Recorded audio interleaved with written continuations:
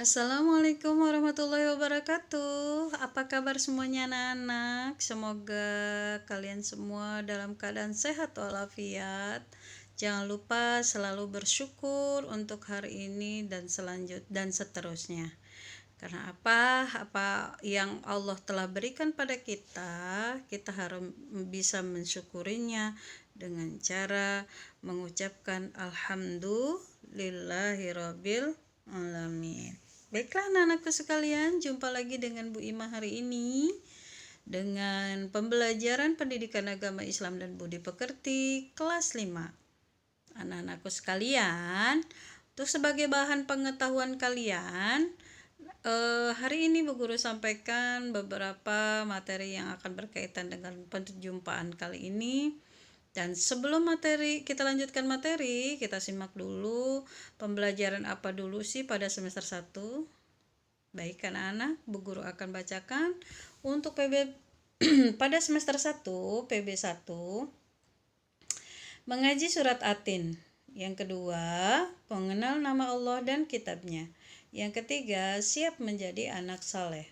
Yang keempat, bulan Ramadan penuh hikmah. Dan yang kelima adalah pembelajaran Rasul Allah idolaku. Itu adalah materi yang akan kita hadapi pada semester pertama ini. Jadi ada 5 PB yang akan kita lalui. Selanjutnya, pada semester kedua nanti kita akan berhadapan dengan pembelajaran, ada 5 pembelajaran. Yang pertama, ada PB6, ayo mengaji surat Al-Ma'un. Ada PB7, mengenal Rasul-Rasul Allah. PB8, hidup sederhana dan ikhlas. PB9, sholat tarawih dan tadarus Al-Quran. Dan yang terakhir yaitu PB10, meneladani Luqman Al-Hakim. Baiklah anak-anakku sekalian, sebelum kita memulai pembelajaran kali ini yaitu tentang PB2. Nah, perlu kalian ketahui bahwa PB2 ini nanti akan kita lalui pembelajaran ini, dan Ibu Guru mohon kalian menyimak dengan baik-baik. Oke, sudah siapkah kalian untuk pembelajaran hari ini? Silakan buka buku paketnya, buku paket Pendidikan Agama Islam dan Budi Pekerti kelas 5. Baik anak-anak, nah kali ini tujuan pembelajarannya yaitu kalian bisa mengenal nama-nama Allah dengan baik atau yang disebut dengan Asmaul Husna dan kitab Allah yang diturunkan kepada utusan Allah. Nah, sebelumnya kita akan mengenal nama-nama Allah terlebih dahulu. Nah, anak-anakku sekalian, perlu kalian ketahui bahwa semua yang ada di dunia ini bersumber dari Allah Subhanahu wa taala. Sebagai bukti kekuasaan Allah yang telah menciptakan langit dan bumi beserta isinya. Nah, kalian bisa simak gambar di samping? Ya, sebuah keluarga serta anak-anak yang lainnya juga sedang menikmati ciptaan Allah. Ya, ada di sana pemandangan kita lihat ketika sekeluarga melakukan tadabur alam atau jalan-jalan, melihat pemandangan, melihat segala kekuasaan yang telah diciptakan oleh Allah Subhanahu wa taala. Allah adalah Tuhan semesta alam yang telah menciptakan langit dan bumi serta isinya. Tidak mungkin diciptakan oleh manusia atau makhluk lainnya. Ya, hanya Allah lah yang telah menciptakan langit dan bumi serta isinya ini. Wah, luar biasa ya anak-anak. Kuasa Allah. Jadi semua yang ada di alam dunia ini beserta isinya adalah kekuasaan Allah. Baik di langit maupun di bumi. Di langit ada antariksa, planet-planet, matahari, bulan, dan bintang. Apakah manusia mampu menciptakannya? Tidak. Semua itu adalah kekuasaan Allah. Kemudian ada yang di bumi, Allah menciptakan manusia. Kemudian ada hewan, ada tumbuhan yang beraneka macam beragam yang telah diciptakan oleh Allah hanya untuk kebutuhan manusia. Nah, pantas saja Allah Subhanahu wa taala memang memiliki nama-nama yang baik yang suka kita sebutkan sebagai dengan Asmaul Husna. Nah, pembelajaran Asmaul Husna ini sudah kalian pelajari mulai dari kelas 1 hingga kalian sampai kelas 4. Nah, kali ini kalian akan meneruskan pembelajaran tentang Asmaul Husna. Ya, sebutlah nama-nama Allah Subhanahu wa taala dalam setiap zikir dan doa kita sehari-hari. Selanjutnya, isi materi PB2 ini yang pertama mengenal Allah Subhanahu wa taala. Isi materi yang keduanya dari PB kedua ini adalah mengenal kitab-kitab Allah Subhanahu wa taala.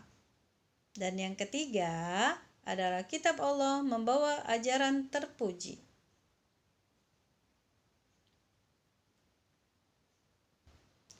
Kali ini kita akan mempelajari isi materi yang pertama, yaitu mengenal Allah Subhanahu wa taala. Tadi yang awal sudah Bu Guru katakan bahwa kita sudah mempelajari tentang Asmaul Husna. Coba Bu Guru mau tahu siapa yang tahu artinya Asmaul Husna? Ya, betul. Asmaul Husna itu adalah nama-nama yang baik bagi Allah Subhanahu wa taala. Jumlah Asmaul Husna ada 99. Tapi untuk pembelajaran kelas 5 kali ini kita tidak mempelajari semua 99-nya. Hanya beberapa saja yang akan kita pelajari hari ini. Ya. Oke, yang pertama Al-Mumit. Al-Mumit artinya maha mematikan. Bu Guru ulangi, Al-Mumit artinya maha mematikan. Oke, diucap ulang bersama-sama ya. Al-Mumit artinya maha mematikan. Allah memiliki sifat Al-Mumit, berarti Allah berkuasa untuk mematikan semua yang diciptakannya. Kematian setiap makhluk adalah kehendak dari Allah Subhanahu wa taala. Yang artinya dari Asmaul Husna Al-Mumit ini menunjukkan kekuasaan dan kehendak Allah terhadap setiap makhluk hidupnya. Allah berkuasa penuh atas semua makhluk yang diciptakannya. Dan tidak ada satupun kekuatan yang dapat menandingi kekuasaan Allah. Baik itu mau sihir, baik itu mau orang yang sudah memang benar-benar dikatakan jagoan, atau orang yang memang pandai dalam hal ilmu yang lainnya, tetapi tidak akan pernah bisa yang namanya menandingi daripada kekuasaan Allah. Setiap benda yang ada di alam semesta juga akan mengalami hancur kecuali Allah. Ya anak-anak? Kecuali siapa? Kecuali Allah yang tidak akan bisa mati sampai kapanpun. Sedangkan makhluk hidup yang lainnya itu akan mengalami namanya Al-Mumit.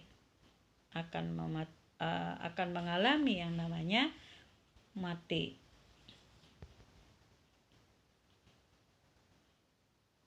Nah, yuk anak-anak, kita lihat di sekitarmu. Barangkali kamu mendengar berita tentang kematian seseorang, atau mungkin tetanggamu yang meninggal, padahal kemarin masih sehat. Ada yang bayi baru lahir meninggal, ada yang sudah tua juga meninggal, ada yang tidak sakit tapi tiba-tiba meninggal, ada yang sudah sakit pun meninggal. Nah, perhatikan juga alam di sekelilingmu. Ada kadang-kadang dari tumbuhan, oh kok tiba-tiba mati ya. Ada yang kok tiba-tiba bunga itu layu ya. Kok tiba-tiba ayam itu mati ya. Kok tiba-tiba semua yang ada yang kita lihat ada yang mati ya. Nah, anak-anakku sekalian tidak usah jauh-jauh dengan kejadian yang ada di Indonesia saat ini, bahkan berbagai penjuru dunia, kita sudah pasti mengenal adanya penyakit corona. Kok bisa ya? Atau sekarang ini sudah kita dengar lagi, sebentar lagi ada lagi yang bunyi ambulan. ada lagi yang dengar nanti meninggal, ada lagi nanti sekeliling kamu ada yang sekitarnya ada yang meninggal. Nah, ini adalah suatu kehendak daripada Allah Subhanahu wa Ta'ala. Mungkin saja melalui dari penyakit itu yang memang Allah mengizinkan hal itu terjadi, maka terjadi. Jika Allah belum mengizinkan hal itu terjadi, maka tidak akan pernah terjadi. Nah, contoh di atas merupakan bukti bahwa Allah memiliki sifat al-mumit. Kematian itu merupakan kepastian yang akan terjadi pada setiap yang bernyawa. Sesuai dengan firman Allah yang mengatakan, A'udzubillahi minasyaitonirrajim, Bismillahirrahmanirrahim. Kullu nafsin dha'iqatul maut, bahwa yang tiap-tiap hidup itu akan mengalami mati. Nah, ini jelas bahwa kematian itu merupakan kepastian yang akan terjadi pada setiap makhluk hidup atau setiap yang bernyawa. Sebagai orang yang beriman, kita harus meyakini bahwa kematian itu pasti akan terjadi. Karena apa? Rizki, jodoh, mautnya orang itu Allah yang berkehendak. Kita tidak bisa apa-apa. Dan semua juga yang makhluk bernyawa itu akan mengalami yang namanya mati. Setiap orang yang beriman harus kita beriman bahwa kematian itu pasti ada. Untuk apa? Untuk kita sebagai manusia membekali diri kita untuk menghadapi yang namanya nanti mati. Apa yang akan menemani kita nantinya? Bukanlah harta benda yang kita banggakan, bukanlah kekuasaan yang kita banggakan, bukanlah rumah mewah yang kita banggakan, bukanlah harta yang berlimpah ruah yang kita banggakan, bukan kendaraan yang banyak yang kita banggakan. Semua itu dalam sekejap kita tidak akan, kalau jika Allah sudah berkehendak, tidak akan ada yang bisa ikut kecuali amalan selama hidup kita di dunia, dari sejak kita akhir balik sampai dengan kita pulang ke tempat yang sesungguhnya. Karena apa? Kehidupan yang berarti di sini, kehidupan di dunia itu adalah hanya untuk sementara. Sedangkan kehidupan yang kekal dan abadi itu adalah kehidupan di akhirat. Tinggal kita bersiap-siap dan nanti bergantian untuk menunggu gilirannya.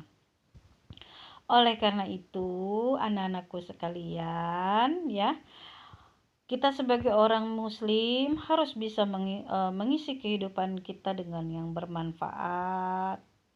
Di antaranya beribadah dengan sungguh-sungguh. Jangan pernah yang namanya kalian dengan sengaja meninggalkan kewajiban kalian, meninggalkan yang memang harus ditunaikan. Ya, anak-anakku sekalian, seperti apalagi jadi jangan pernah kalian meninggalkan ibadah, kemudian selalu berbuat kebaikan terhadap manusia. Kepada siapa aja manusianya? Kepada kedua orang tua, kepada orang yang lebih tua, kepada saudara kita, kepada lingkungan kita, terus kebaikan kita terhadap makhluk hidup yang lainnya. Nah, oleh karena itu banyaklah berbuat kebaikan dan melaksanakan semua perintah Allah dan menjauhi segala larangan Allah, karena suatu saat kita akan mempertanggungjawabkan apa-apa yang sudah pernah kita ambil daripada ciptaan Allah, atau apa-apa yang sudah Allah persiapkan buat manusia. Kalian syukuri, kalian berbuat baik, jangan pernah meninggalkan ibadah, terutama ibadah sholat, kemudian belajar mengaji, berbuat kebaikan dengan orang lain, berinfak, bersedekah, ya anakku.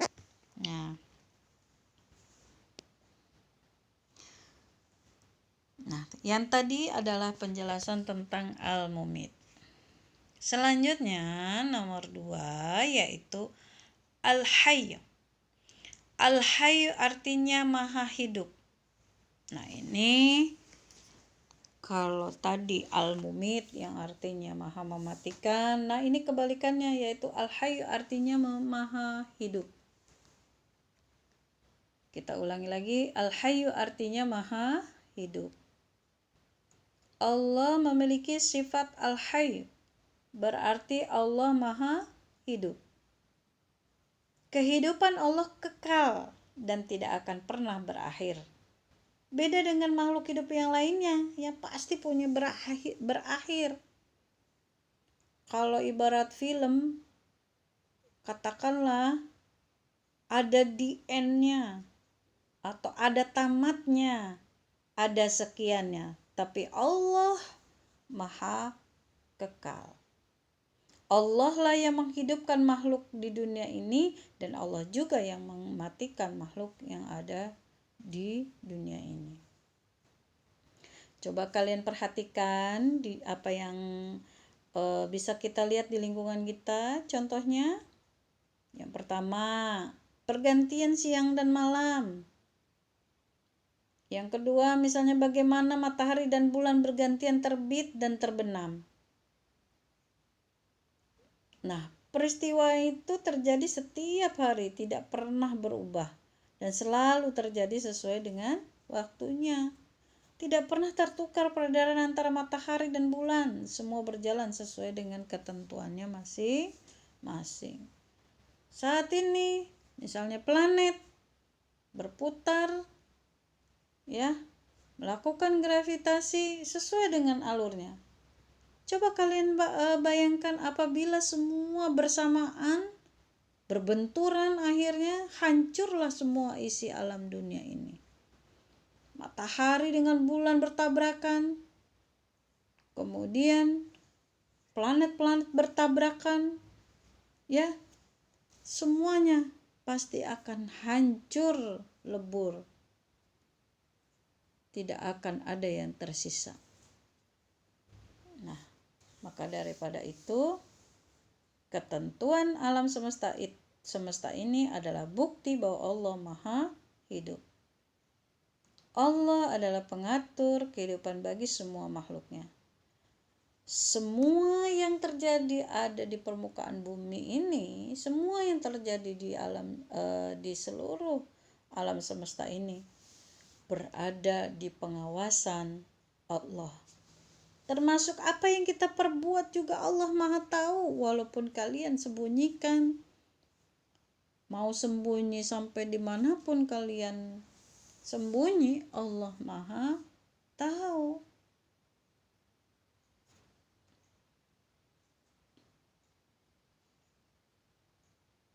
Yang ketiga, Al-Qayyum artinya berdiri sendiri. Allah memiliki sifat Al-Qayyum, berarti Allah adalah zat yang maha mandiri. Tidak pernah bergantung kepada makhluk hidup lainnya. Kemandirian Allah merupakan wujud keagungan dan kekuasaan Allah. Kehendak Allah dapat terwujud dengan sendirinya tanpa dipengaruhi oleh makhluk. Allah menciptakan sesuatu sendiri, mengatur sendiri, serta menghidupkan dan mematikan sendiri tanpa campur tangan siapapun, tanpa ikut campur makhluk yang lain pun. Lihatlah betapa luasnya alam semesta ini, dari ujung dunia sampai ujung lagi. Ada beberapa planet galaksi Bima Sakti, termasuk bumi yang kita tempati. Masih ingatkah kamu apa saja planet-planet itu? Bumi kita ini bukanlah planet yang terbesar, tetapi bagi manusia bumi ini sangat luas menurut kita sebagai manusia. Sedangkan kita ini adalah planet yang paling kecil di antara planet-planet yang lainnya. Bayangkan. Jika kita bertabrakan dengan planet-planet yang lain, maka tidak terbayang oleh kita bahwa bumi akan hancur, lebur, meledak. Tidak ada yang tersisa satupun.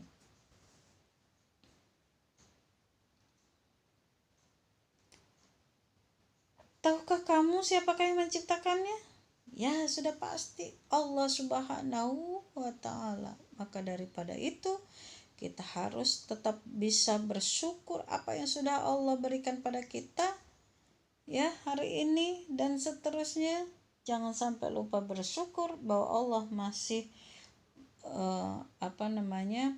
masih menjalankan semua isi alam dunia ini sesuai dengan fungsinya masing-masing. Contoh planet-planet yang masih berjalan sesuai dengan koridornya. Andainya keluar dari koridor, apa yang terjadi? Ibarat kata, kita akan seperti bumi jika hancur, lebur, maka dia akan seperti kapas-kapas yang berterbangan, ya.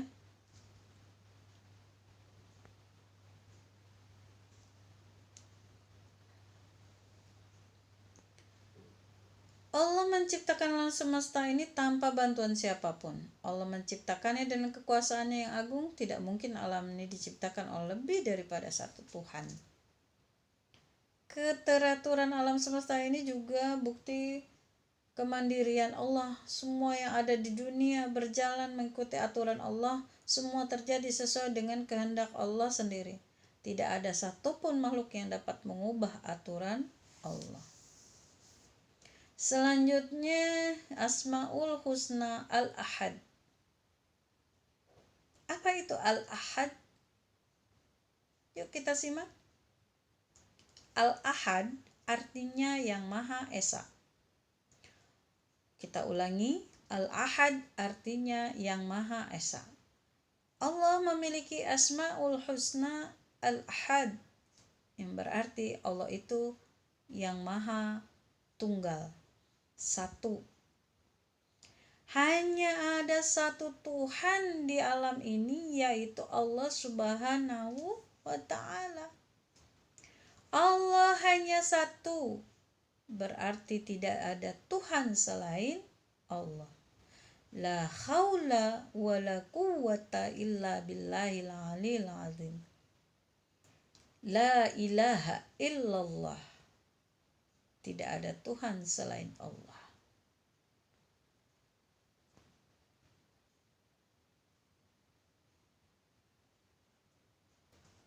Nah, anak-anakku sekalian, tahukah kamu bagaimana peredaran sistem tata surya kita? Kalau kalian belajar IPA, kalian akan menemukan bagaimana tentang tata surya kita. Matahari menjadi pusat peredaran planet. Bumi beredar mengelilingi matahari sehingga terjadilah yang namanya siang dan malam. Semua planet berputar pada porosnya sehingga tidak saling bertabrakan. Keteraturan sistem tata surya tidak terjadi dengan sendirinya, tetapi ada yang mengatur. Pengatur sistem tata surya pasti lebih hebat dan lebih kuat daripada planet. Siapakah itu? Dialah Allah yang Maha Tunggal, yang Maha menguasai dan menciptakan hukum alam. Coba anak-anak, kalian perhatikan di sekitar kalian. Jika kalian melihat sebuah pohon, kira-kira kemana jatuhnya daun yang berguguran? Atau coba kalian lemparkan batu ke atas, kemana batu tersebut akan jatuh? Nah, yang pastinya semua benda yang jatuh itu pasti menujunya ke bumi, ke tanah. Kalian bayangkan bahwa semua yang sudah Allah ciptakan di seluruh alam dunia ini, jika jatuh maka semuanya akan menimpa atau menuju ke bumi. Mengapa? Nah, ini masih masuk berkaitan dengan pembelajaran IPA nantinya. Mengapa? Sebab bumi itu memiliki gaya gravitasi. Bu Guru ulangi, sebab bumi itu memiliki gaya gravitasi bumi. Siapa yang menciptakan gaya gravitasi bumi? Ya Allah. Allah satu-satunya Tuhan yang menciptakan bumi dengan segala isinya, dengan segala peraturannya, dengan segala pengatur sistem yang paling baik. Sudah jelas bahwa bumi memiliki gaya gravitasi. Siapa yang menciptakan? Ya Allah. Maka apapun yang berkaitan dengan kalian, kebutuhan kalian, permohonan kalian, apapun, mintalah kepada Allah. Karena Allah juga termasuk memiliki sifat as-somad, tempat bergantung. Tapi pembelajaran as-somad itu nanti ketemunya di kelas 6. Untuk kali ini kita akan mempelajari al-mumit, al-hayyu, al-qayyum. Nah, itu materi dari nama-nama Asmaul Husna. Untuk kali ini pembelajaran Bu Guru sampaikan ya. Materinya masih berkaitan dengan Asmaul Husna. Sampai di sini dulu untuk materi kita untuk pertemuan pertama. Nanti pertemuan berikutnya baru kita akan mengenal tentang kitab-kitab Allah. Nah, anak-anakku sekalian, Ibu berharap kalian mengikuti pembelajaran ini dengan baik, mendengarkan penjelasan Ibu dengan baik, ya, supaya kalian bisa mengikuti pembelajaran dengan baik. Jangan lupa menjadda wajadda. Kalau karena kalian tidak bersungguh-sungguh maka akan tidak pernah akan terjadi. Kalau tidak sungguh-sungguh, kalau kalian sungguh-sungguh maka akan tercapai semua apa yang kalian inginkan. Begitu juga kita memohon kepada Allah, apapun itu dengan bersungguh-sungguh, dengan cara baik, maka Allah akan memberikan apa yang kita butuhkan.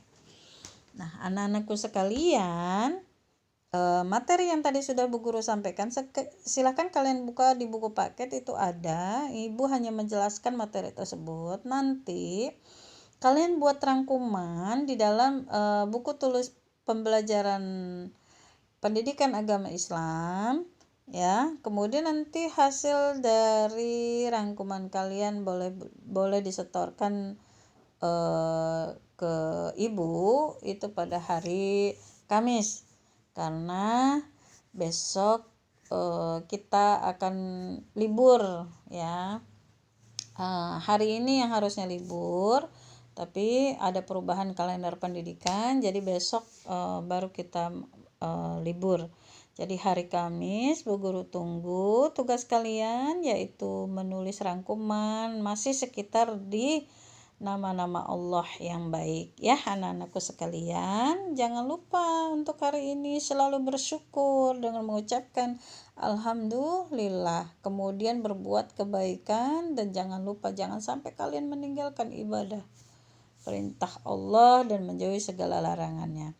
Nah, anak-anakku sekalian, kurang lebihnya Ibu Guru mohon maaf. Billahi taufiq wal hidayah wal afu minkum. Wassalamualaikum warahmatullahi wabarakatuh. Yuk kita sama-sama mengucapkan doa setelah belajar. Kita ucapkan bersama-sama alhamdulillahirabbil alamin. Sampai jumpa.